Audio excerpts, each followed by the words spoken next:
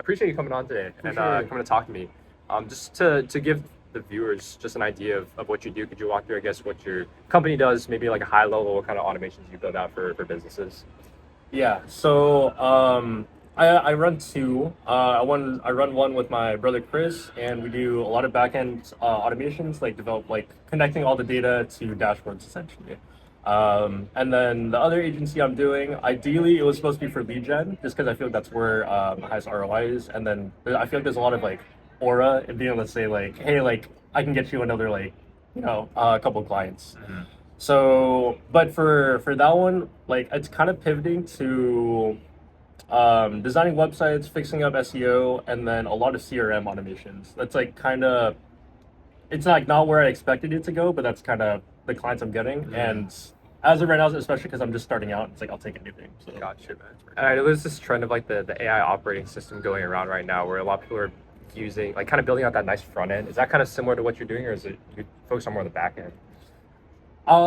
For Vantage Insights, like we're doing a lot of backend, but my most recent and like highest paying retainer right now is actually it's like the segue into that. So I'm currently working with this guy, and I'm one just going over his workflows, trying to figure out what I can automate.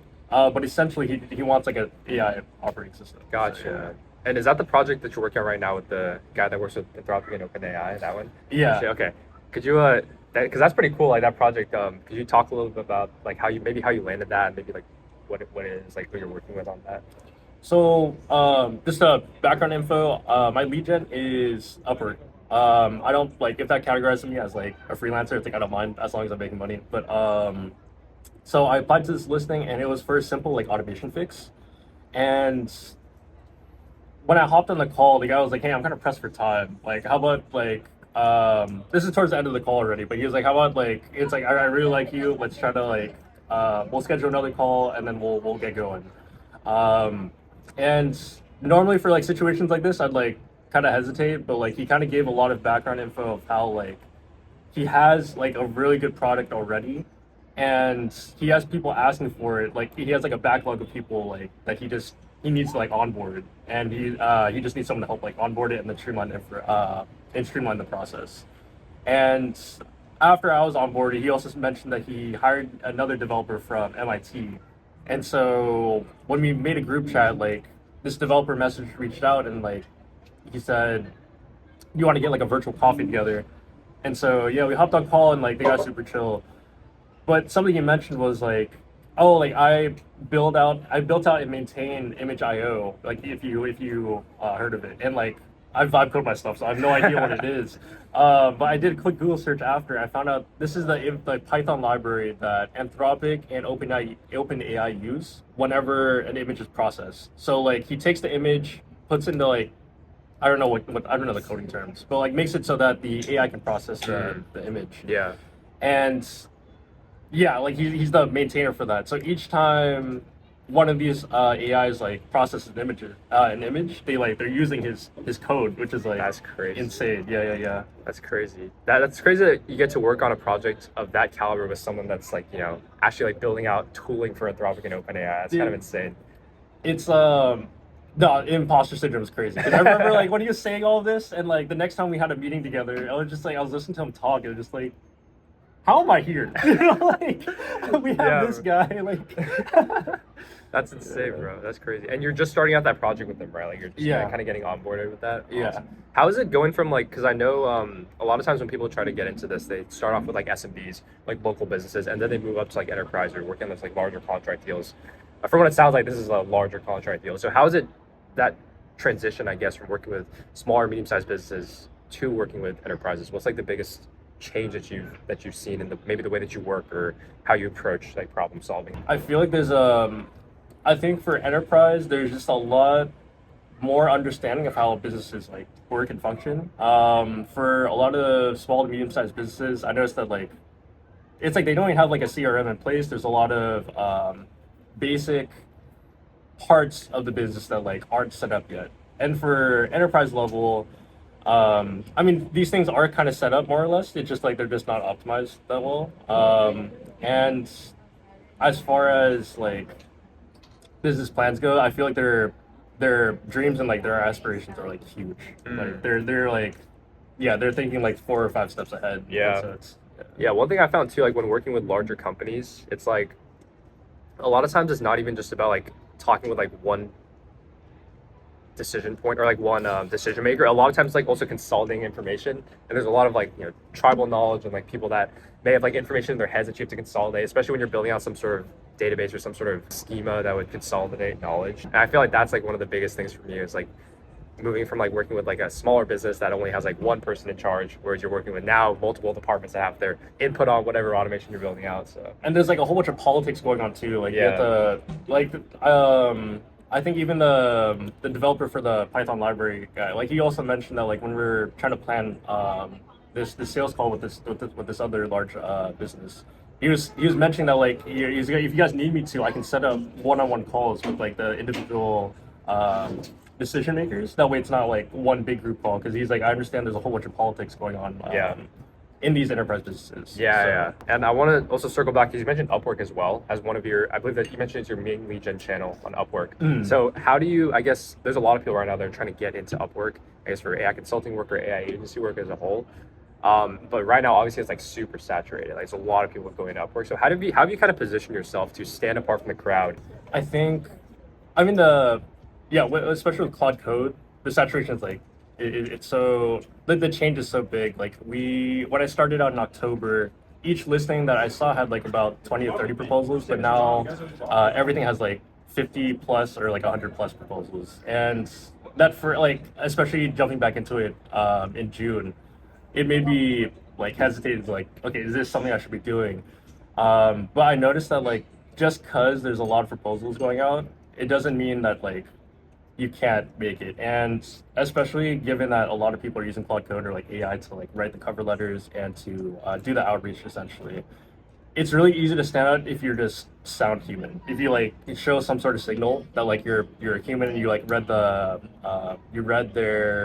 listing properly. There's a lot of like pattern breaks, a lot of like little cheats that you can do. Like personally, I include a Loom video for mine, and so like I have a template, and it's only the first like section of my cover letter that's like customized, but the rest of the cover letter is all like templated. It says the same thing for like every single one. But what I do is I include I include a Loom link, and because the hyperlink is in blue, when people are scrolling through the list of freelancers, mine stands out because like I have a bright blue like little tag on mine. And then not only that, but like for the first part of my cover letter, it's like, hey, it's either signaling that I've done this before, like, hey, I just built this out for like this company, or it's like, hey, I built out the MVP for this. Here's a 2-minute Loom going over it. And so because it kind of shows that like, oh wait, this guy like either knows, like has done this before, or he literally did this for me like just now. And so because of that, like I thought my view rate and reply rates would be way lower than they were in October, but they're actually way higher now. And that's given like every listing has like 50 to 100. Wow, that's interesting. Proposals. I feel like, yeah, it's definitely all about like those little like certain cues, like little tricks and stuff to help yourself stand out. And then I'm curious, since you've been in the industry for about a year, you mentioned like about a year. So having worked obviously extensively with like a lot of clients, both small and medium-sized businesses and also with these larger enterprise deals, where do you see the future of the quote-unquote AI automation agency heading? That is a great question.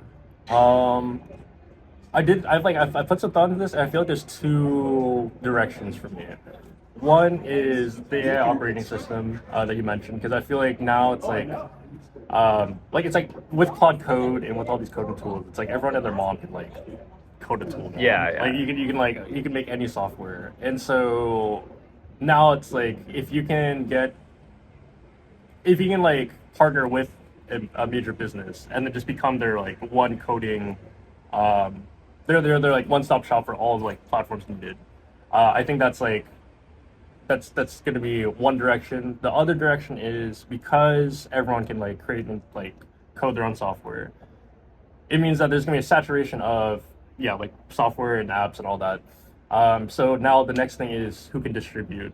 Who can do lead gen, who can do content creation, who can provide the avenues in order to get this product known and to get clients essentially, because everyone's gonna have their own their own product. Right. Essentially. Yeah, that's a big thing I think in this day and age. Like, I feel like a lot of AI agencies, or at least like the people that I talk to, are so. I mean, there's two aspects to the sales process, right? Obviously, you have your marketing, and then you have your sales process as well. Like those two go hand in hand. But I feel like there's so many agencies these days that are just popping up that are so heavily focused on the sales side of things, like just like interruptory outreach is like what I like to call like cold emails, cold calling, Upwork. Like you're reaching out to business owners, and obviously like there's like nurture processes with that and everything, but it's ultimately like a form of interruptory acquisition because you're reaching out to these businesses that don't necessarily, they may not even be like in market for a solution right now. And with sales, I feel like I always like to say this, like if you have to rely so heavily on sales, then it's a problem with your marketing. Like it's a problem with your distribution and that people not knowing you and not trusting you initially. So I feel like a lot of agencies right now are lacking in the marketing side. Like they don't necessarily have like the best SEO, maybe they don't have the best GEO, they don't have the best content, and then because of that, they have to find an uphill battle with their sales team to be able to convert clients that even if they come in through like their cold email, cold calling, whatever, it's obviously like an uphill battle. You have to basically to establish that trust and to get these people to realize that you can actually like you're the guy that they should go with in such a saturated market. But like you said, like distribution is key in this day and age. And like with content creation, I think the big thing that it allows you to do is it's one to many rather than one to one. Like with cold calling, it's like one to one. You're kind of like reaching out, so you can kind of like personalize your outreach. With email, it's the same thing. Like you can kind of personalize your outreach. But with content, I feel like it's a different avenue where you're not necessarily even trying to speak to one direct avatar. A lot of times you're just trying to like funnel as much top of funnel attention as possible. And then from there, obviously you would have your like middle funnel, bottom of funnel content to convert people that come on your page. But I feel like the strongest point about content is just like being able to reach as many people as possible, and then within that wide audience are always your ideal customers. Yeah. So that's kind of how I approach like content creation. It's interesting you say that because I feel like right now you're mostly focused on like the sales side of things, right? It's a lot of that. I feel like for me, like a big reason why I got into content creation was like almost overcompensate for my lack of knowledge and other like acquisition methods like cold email, cold calling, and just like get warm leads in the door and use the content to nurture them so that when they do hop on a sales call with you, they're ready to convert. They're in buying mode. We can talk more about content in a second, but I'm also curious to know, there's obviously a lot of different avenues that people can take right now with the AI space, right? You can become an operator, you can run an agency, you can be a freelancer. You could also become like an educator. Where do you think, like in terms of the highest leverage avenue, I guess maybe also where you're trying to take your agency or your efforts towards, where do you think is maybe like the pros and cons of each of those different avenues? Yeah, my two thoughts on that. For AI education, I feel like there's like a little bit of a gold rush right now, especially with like how prevalent Cloud Code has been, like especially this past like however, like it hasn't even been like a full year since it's been out. Yeah. But I know there's so many companies that want to learn how to do that and like want to train their team. And I feel like if you're able to like put together like a course or have some sort of like workshop that you can like offer to like just train like a whole team for Cloud Code, I feel like that's something I've been toying with actually. It's not something I want to like do personally, but I feel like it's such a big opportunity because I've talked with a lot of other business owners, and there are a lot of times I'm trying to offer like the service, but like the other thing I try to like kind of turn it to is like, oh, could you just like teach my team instead? Yeah. And I know you mentioned you ran like an end-to-end workshop or something, right, for one of your clients. I feel like that's a huge avenue that people can go down. It's like you're not just necessarily implementing it, but you're also obviously onboarding the team on how to use it so that they can actually get some use out of it. Yeah. That was great. This is like a case study that I like milk all the time. But it's for like an 8-figure cybersecurity company, and I had to do like a 4-hour workshop for like end-to-end. And this is like what kind of like started like what got me thinking about like, oh, I could probably do the same thing for like Cloud Code. But there it's like I took people who like had no idea, like zero technical skills, but they like at the end of the workshop they like built out their first automation. They also like understood like they built out like a demo automation, but they also built out like an automation they use for their business. Okay. And so I feel like that's I don't know, I think there's so much opportunity for that. I feel like it's a completely different skill set because like you can obviously like if you're a strong operator, then like obviously you can like kill with that. But there's also that aspect of like people skills and like I guess the more soft skills of being able to like teach something, convey something that a lot of companies are also looking for right now. And it's interesting that you say that you ran like a 4-hour end-to-end workshop for this company. I feel like that's such a slept-on thing because like when people normally think about AI automation, they think, okay, I'm gonna go into the business and like operate. I'm gonna go into the business and like build this solution out for them. But people don't really think about the aspect of like, okay, once I build this solution out for them, how are they even gonna like use it? Right? I feel like there's so many times where, and this is the big reason why like for me like sometimes like facing like client churn or like from people I've talked to is that like you build out this automation for this business, and in theory, obviously, it's going to save them X amount of hours, or it's going to save them X amount of money. But in reality, if no one on the team can integrate the automation into their day-to-day workflows, like if they can't, seamlessly use it, it kind of defeats the purpose of the automation. And I feel like a big part of that is just like educating people on like almost that like mindset shift of like, okay, this is the new tool that you're going to be using in your day-to-day workflows. It's going to save you this amount of time if you use it properly. Here's how to use it. Here's how to like leverage it to get the most out of it. Right. Okay, so yeah, I got a couple questions for you too, especially because we're like I really went down like the operating side, and then you're for the content creation. So there's a lot of things that like I've been so interested in about content creation because it's like I've always been like kind of coin flipping in my mind, like is this something I should be trying to get into, like what are the steps to get to it too? Because there's a lot of mental friction for that too. So yeah, first one was like, what was your motivation for like AI automation and like content creation? I guess there's two different motivations for that. I guess for the AI automation side of things, I'm sure like we kind of overlap on this a little bit, but when I was working at Disney, so I used to work at Disney, kind of as like a technical consultant. So on the business science team. That's pretty sick. So I did a lot of like data modeling for the parks and everything like that, like a lot of data science. And on the outside, it sounds like super cool and sexy and all that. But then actually, So I was working that in Florida. But then like as I was doing that, I was feeling like, okay, like this is not really where I want to be taking my career, because especially like I think it kind of circles back to as well, like what you were talking about. Like a lot of these companies have like very old legacy systems. That along with the lines of also like the office environment is not the most, visually stimulating thing. It's like your typical average office. So I was just working that. And I was like, okay, like if I don't want to be in this position for the rest of my life, like what's something that I can do right now to, I guess, at least put myself in a direction where I can change my situation, like do something different that's outside the norm of this like typical office life. And so that's when I kind of started seeing a bunch of like, I think it was around this time when like voice AI was getting really popular, and like people were showing like all these like cool like voice AI demos of stuff, where talking to the AI, like that was going like super viral, because at the time it was such like, it was not a commodity yet. It was like still like a new thing that people were like, oh shit, this is actually like pretty cool.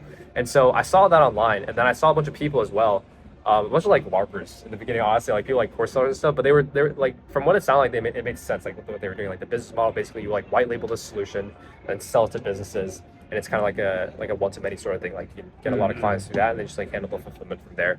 And so that's what kind of got me into it. And I was thinking like, okay, I spent all this time like just sitting on the sidelines of like not actually trying any of the business ideas that I think about. Let me at least like give myself a couple months to just try this out, see how it goes, and like get my foot in the door, learn how to operate a business, like learn how to do this entrepreneurial stuff, right? And so that's what kind of got me into the whole AI thing. Is just I started selling voice AI to businesses, like voice AI receptionists and agents. And so I started off with a bunch of like different lead gen channels. Honestly, if I knew about Upwork at the time, I probably would have hopped on that, but I didn't know about it because this was like around July of last year. And so I started out by just doing a bunch of cold calls and cold emails. And I did that for a bit. And like me coming in, like obviously I had no experience with sales. I had no experience with any of that. And so I found it very hard to actually, I guess, write good cold email copy and like do a cold call properly, especially because a lot of the times I wouldn't even reach the decision maker. I would just reach like a gatekeeper. Then I wouldn't even be able to like, learn do the pitch. Do the pitch, like learn what they want. Like it would just be like me trying to get past that. And so I thought to myself, I was like, okay, what's the way that I can, number one, get in front of a decision maker so I can actually talk to them, actually learn what they want, and actually, because I've been seeing all this stuff about like, you don't want to spend too much time learning. You want to spend more time doing. And so for sure, that was the big thing. I was like, okay, how can I reach a decision maker, and how can I actually like, practice my sales skills, like actually practice my pitch, and get good at that, and actually obviously like land clients. And so like I used to do this with my dad. My dad runs like a commercial sanitation company, and when he was like first, I guess, kind of getting off the ground, what he would do is he would go to businesses and like talk to the general manager, and just like literally go in, talk to the general manager, show them how like dirty their kitchen is, and use that like emotional trigger to get the sale that way.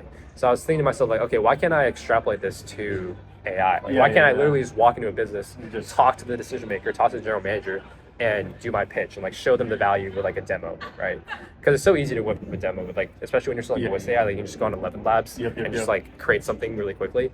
And so that's kind of what got me started with that. And so I literally just like started by going into businesses with it. Like I would like literally like go to like a shopping complex, for example. It's like obviously not go into the stuff like the large retail stores and stuff like that, but like go to the smaller businesses that I could like actually like talk to people that were in Yeah. charge. And so I started doing that. I started like going into them, and I actually found like a lot more success like doing that. I got a bunch of leads. I didn't land any clients from it in the beginning, but I did get a bunch of leads, and it did allow me to, you know, go through actually like the sales cycle, the motions, and actually like get into it, you know. Get the reps in. For sure. And then at the same time as I was doing that, I saw on my, I was like, I'm like chronically online, so I'm like always like scrolling through my Instagram feed, and there's a lot of people that were doing this like, these like, I don't know if you've seen that content where they put on the meta glasses and they go door to door pitching like window washing services, like pressure washing services.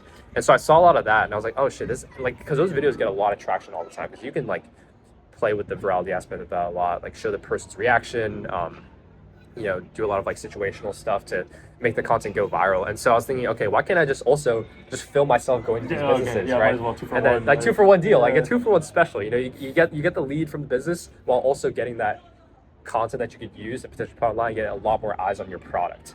And so that was what I kind of started doing. I basically like bought a pair of meta glasses for like $200, and then I started going out to businesses, and I just did my normal door-to-door pitch, but I would just record it instead. And I started like, obviously like most of the businesses you go to for door-to-door are not going to be successes, but then some of them are, right? Some of them you actually talk to the decision maker and they're very interested. You show them the demo, all that stuff. And so honestly, at this time, I didn't even intend for it to be this way, but I would post these videos online, and then eventually they started gaining a lot of traction. And then the first video that I think really hit for me was this video where I talked to this like restaurant owner, and that shit got like 1 million views, like 1.4 million views or 1.2 million views. And then from there, I got like 15 to 25 qualified leads just come in my pipeline, because they saw it, like I think twofold. Like now that I look back on it, and then now that I've like strategized it and implemented it more intentionally into my content, I can kind of see why this works. But I think with a lot of times with content, people think of it way too much in the sense of like, how can I shove my product down this person's throat? Like, how can I showcase all the amazing things that are like about my product to get people to want to buy, and like almost that like persuasive aspect of things. Like people just want to showcase their product features. But the way that I found is like really successful, and like what I help people out with as well, is rather than focus way too much on that bottom of funnel aspect of just showcasing your product, showcasing the demo, frame it in such a way that it's a top of funnel piece of content, in the sense that it'll get as many eyes as possible and attract as much virality. And I think the reason the door-to-door content works so well is that it appeals to a wide audience, right? It appeals to people that are interested in door-to-door sales, people that are interested in sales, people that are interested in AI, people that are maybe just like, you know, want to see like an entertaining video, right? So it has a top of funnel virality aspect of things, but in the video itself, the way that it's packaged is that top of funnel aspect, but you can also put stuff about like your product demo, for example. Like when I would show these businesses like the voice AI demo or something, it was still like something new at the time. So when other business owners that landed on my content would see it, they would be like, oh shit, okay, this is like, this person has like a positive reaction to this person actually wants it. It kind of creates that aspect of like almost FOMO, like, oh shit, okay, this is something that's like happening right now, like I need this for my business as well. And so I found like that was like one of the highest levers that I pulled, was just like almost like Trojan horsing my content in such a way where it's like I have the product demo, but I also frame it in this like top of funnel virality aspect of things. So I attract 1 million people to see my content, and within that 1 million people, even if 0.1% are my ideal customers, it's still plenty. It's still plenty of people. Exactly. But I mean, what's kind of cool about that is like, so the way you're kind of, the way I didn't see it before was you're creating this content, especially for that video. Yeah.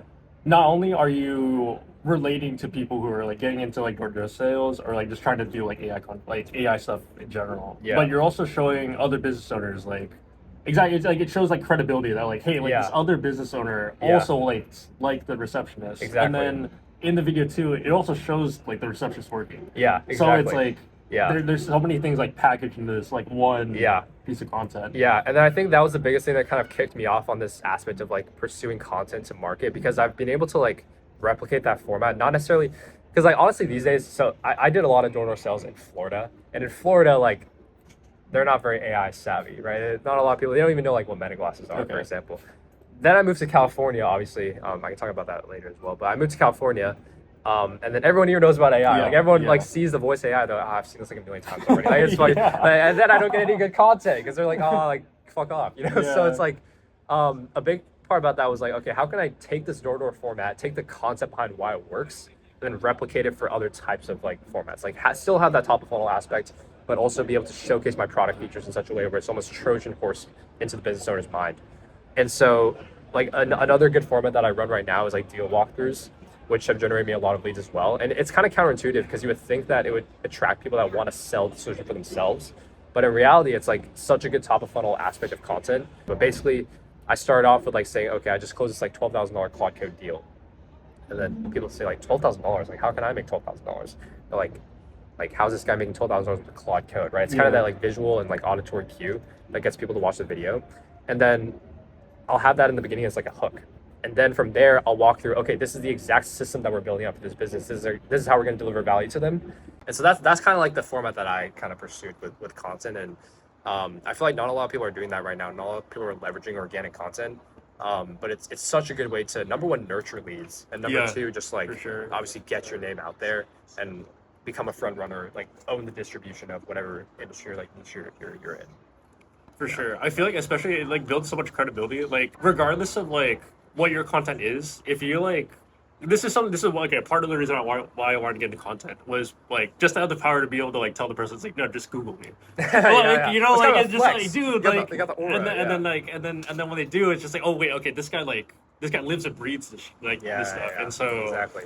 Yeah. Like even if you don't like what I'll say is like one of my clients that I work with right now, I'm basically helping him build out his content. But what's funny is that his most recent client that he just closed a $4,000 deal with this like data infrastructure company. And the way that they found him was they went on ChatGPT, asked like, okay, who's like give me some businesses that would help solve this problem of mine. And then his name popped up because he had the content. Dude, not even just because it was like going viral, but just because it was perfectly messaged and fits so well with their pain points. They went on his page, watched his content, got nurtured by that, and then booked a call and closed for $4,000. All within the span of like 3 days.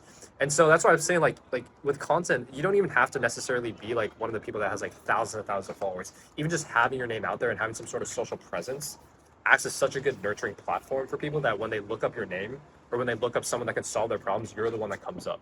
And it's like that almost that like digital storefront that you can have that contributes like to your marketing and digital presence, where it helps nurture people that come into your ecosystem. I see. Yeah, I didn't even think about like the AI search. Like this entire time it was all just like Google search, but it's like I totally forgot that AI also scrapes like that info. There's a lot of opportunity there. I feel like especially a lot of people are trying to get into like the AEO, GEO space right now, where it's like everyone's like looking at ChatGPT or like Claude to get answers to everything now. So if you're able to rank yourself higher on that platform, it's a huge lever that you can pull to get your name out there. If you were to start over your like entire journey again, like what would you do and how would you like go about starting? Yeah. If I were to start over, I guess number one, I would focus on getting clients as quickly as possible.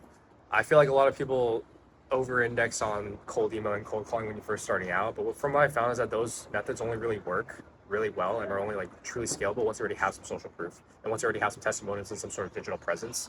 Because think about it, like if you cold email someone, say like, hey, I'll get you an extra like 10 appointments. Like sure, you could get them an extra 10 appointments, but like have you done that for anyone else? Mm-hmm. Like do you have a track record of doing that? Do you have some sort of social media presence, some sort of reason for me to trust you out of the other 10 people that are emailing me the same thing with the same offer? And so a big part of like starting out is I'd say reach out to your warm network. Now, I think your warm network is such an underutilized thing. That's like a lot of people think like, oh, I don't know any business owners, or I don't know anyone that could even possibly be using this for their business or whatever. But a lot of times it's not even just like about reaching out to people that you directly know. A lot of times, like even if you reach out to like a second degree or like a third degree connection, or even like a business that you've been to like once, like maybe you've been to like a restaurant in the past, right? As long as you have that one anchor point of connection, I feel like that puts you so far ahead of everyone else that's just doing a cold outreach, right? Because then you can reference that in your outreach too. Then maybe send them an email. It's like, oh yeah, I went to your restaurant last week. I really like this specific dish on your menu. Or yeah, I know your friend XY, your friend like Jason or something, like he referred me to talk to you, right? Even that just like one point of contact or one like it's such a big step up, especially when in an economy where the trust is so low because there's such a saturation of agencies and people that are coming in this space. And if you can find even just like one way to stand out, like the thing you mentioned, like the blue link on Upwork, like, it's all about those like micro cues that set yourself apart from everyone else, that position yourself differently. And I feel like with your warm network, that's a big lever that not a lot of people are pulling right now, and it's such an obvious one too, and it's such low hanging fruit as well. And so, like, if I were to start over, definitely like start with the warm network first, get your first power base of users, and then you can market towards other, social media channels, document yourself fulfilling for those companies, or even just like do whatever like cold outreach methods you have once you have that social proof and testimonials that you actually know what you're talking about. And did you struggle putting yourself out there? Like, what limiting beliefs did you have, like when you first started out? Yeah, I feel like a lot of people think of content as this humiliation ritual. Like no, 100%, I get that. Yeah. Like, there's so many reels going around. People say like, oh, to start content, it has to be this humiliating thing. And like when I first started out, I also thought that as well. Like I was like, oh shit, do I really have to like do some like crazy shit online to get views? Like, do I really have to like embarrass myself to, get views and all that stuff? And then the more I created content, the more I realized like I think people need to reframe the way that they think about things, because a lot of times when you create content, like you're afraid that maybe your friends and family are going to see, you're afraid that people are going to see like if it fails, they're going to see you fail. Yeah. A lot about that. But I think a big part that helped me get over that mental reframe is like, if you do something hard and you truly document yourself doing some like Herculean feat, then there's nothing to be ashamed of in that, because like, and in some ways it also like pushes you to like succeed in the thing that you're trying to do. Like it's almost as, it might be like kind of like a bad way of thinking about things, but it's almost as if like you think about it in such a way where it's like, okay, I put myself out there, now I can't possibly lose. Like I can't possibly like give up now. I have to see this through. Mm-hmm. It's almost that like public accountability aspect. Yeah. That kind of motivated me as like, okay, if I start this now, don't think of it in such a way where it's like, if I fail, think about it in such a way where it's like, when I succeed, this is going to be something that can really be like a standout point in my resume and really set me apart from the crowd. I think just that like mental reframe of thinking about things, not thinking about it from a sense of like, this is like an embarrassing thing to do, but more thinking about it in a sense of like, this is something that I'm doing that my competitors aren't. And if I can get past this initial hurdle of the minor oral loss you get in the beginning of posting content, then, I'm setting myself apart from everyone that isn't wanting to do that. And then that's what positions me to be competitive in the market.